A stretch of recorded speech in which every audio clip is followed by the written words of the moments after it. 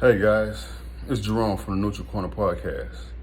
A while back, we spoke about conversations we should be having with our children.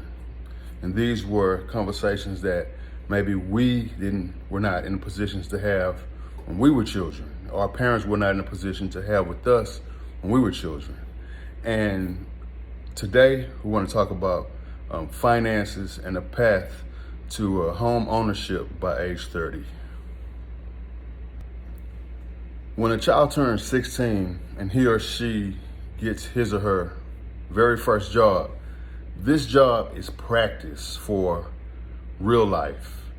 And the thing is to be fully effective in teaching your child the importance of saving and putting money back for rainy days or just putting money back to do what it is that they're going to want to do in life, you have to be, I guess, financially or fundamentally okay to not require your kid to have to go to work and pay the bills at your house. This is different from giving them a sense of responsibility. Yeah, you might give them a bill, maybe if they have a car, give them the insurance bill, or maybe let them pay the water bill, just so that it will instill a sense of responsibility in them to get into the habit of paying bills. But that first job should be a trial run on going to work, having money deposited into their account, and that money being used for the things that they need, and then saving the rest. This is like the foundation for establishing a relationship with a banking institution. If the kid has an account with the bank from the age 16 and now they're 22, 23, that's a good standing and good history that they have with that particular financial institution. And then the next step is credit. Managing your credit is gonna be the best favor that you can do, that you can tell or teach your child to do in their life. Sometimes you may not have the money, but if you can sign your name down and with no money down, you can walk away or get into whatever it is that you want to get into with just your name alone. If your name is backed by good standing and good credit history. The thing is, it's easy as a person who doesn't have any history or any type of experience for credit to mess their credit up. It's easy to mess up and it's hard to fix.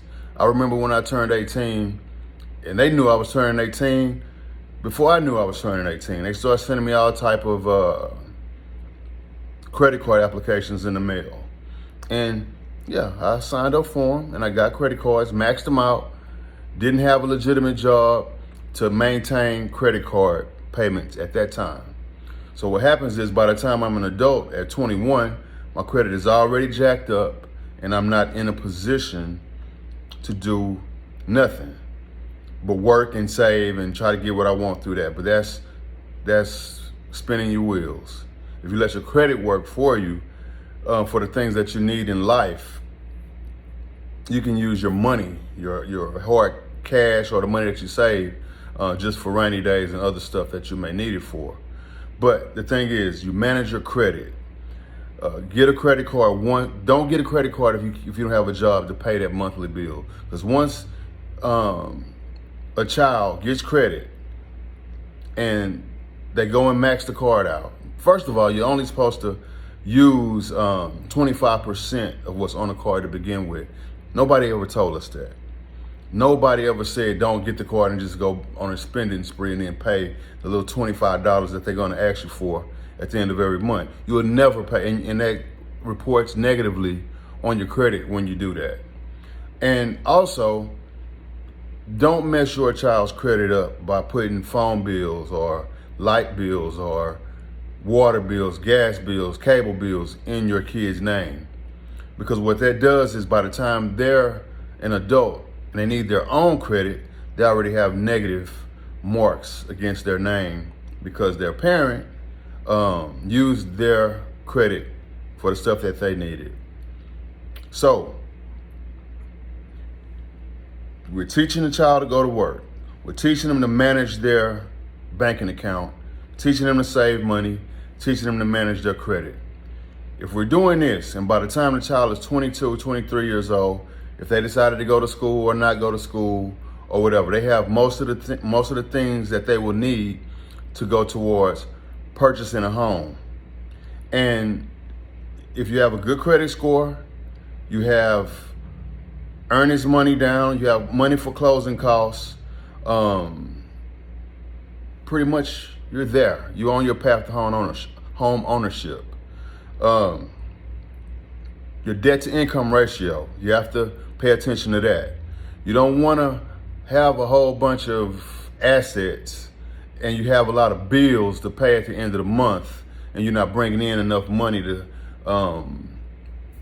you're living beyond your means, basically. You don't want to do that. You want to keep your bills down. You want to keep your credit good, and you want to be able to live comfortably while paying your bills. They look into that. They're going to ask you for your check stubs.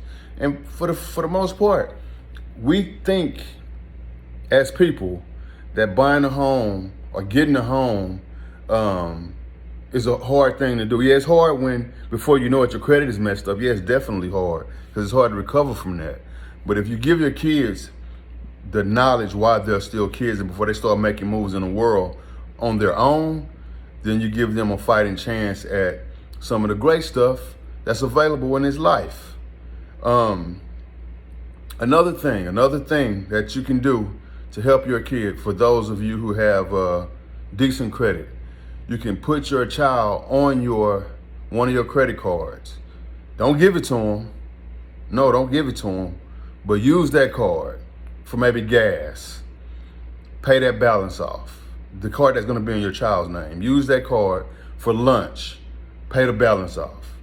Over a sustained period of time, your credit is going to your good credit is going to transfer to their good credit because now their name is on something and it's building their payment history, their good payment history through you. So think about what we just did. We went from putting phones and lights in our kids' name to putting their name on our credit. This is how you slingshot your kid into success. So, like I said, there's a lot of things that we put in our mind that we can't do because of certain situations or whatever. But everything is easy when you are responsible with your money, with your spending and your saving, with your credit. Responsibility is the key. And even if your credit is bad now, I mean, there is some things that you can do to fix it and get on the right path. Ladies, a lot of times there are situations where, you know, you're waiting around to find a man to buy a house with. I advise my kid not to be waiting around on no man to buy no house with, because the man, you might not even want to get married later, or it might take forever for you to get in a relationship. And now here you are, 35 years old, and there's nothing wrong with that. It's just, don't wait around for somebody else to do for you what you can do for yourself. As a lady, you manage your credit, save your money, get a job, work the job, pay your bills. See a house that you like, a starter home. See what it takes in order to make that home your home. If you meet a man down the line and he wants to be with you, not only is he gonna be attracted to that, but he's gonna have to bring something to the table. He's gonna be forced. If he's a good dude, in his mentality, he'll be forced to be in a situation to bring something to the table. You're not gonna be in a position, you got your own house, you got whatever going for you. So why would you settle for less in that situation? You're gonna force him to wanna meet you where you are, not you having to come down to where he is or whatever. That's what you wanna do. You don't wanna be waiting around for somebody to meet somebody before you do what you need to do with your life. Because then what's gonna happen is If you meet him and he meets you on your level and y'all want to be together, y'all can either stay in one of y'all houses and run out the other one, or sell them both and buy one together. Now you have passive income and you own a home together with whoever this lucky guy is that's going to be your husband. All this can be achieved realistically by age 28. We wait a long time, 35, 40 years old, and then get a 30-year mortgage. We should be teaching our kids to do this stuff a whole lot sooner. And by the time you're 40, and you bought your third house already, or your fourth house even. But we don't want to continue generation after generation not taking advantage of all of the tools that's out there, or taking advantage of all of the loopholes in the system that may be out there that other people are capitalizing on, and none of us are talking about it, because this is not stuff that we talk about. This is not conversations that our parents may have had with us. Some of us may have been lucky enough to have their parents in a position to be able to tell us certain things about finances or whatever. But this is my, I've wanted to do this for a while. I'm lucky that I've had the opportunity to do it, and hopefully this helps my people. Peace, see you later. Oh yeah, one more thing. Renting. Don't rent for longer than you have to. This $1,200 rent, $1,400 rent, $1,600, even $2,000 worth of rent that you're paying to make somebody else rich, you're never gonna own that property. Yes, it's a nice environment. You don't have to cut the grass. It may even have a swimming pool, laundromat, whatever. But you are never gonna be in ownership of an apartment. So just get in and get out. Don't stay in and rent an apartment for longer than you have to, or renting somebody else's home for longer than you have to, because you're just making them rich. And you're wasting time giving away money for something that you'll never own. And that's that. I'm really gone this time. Be cool.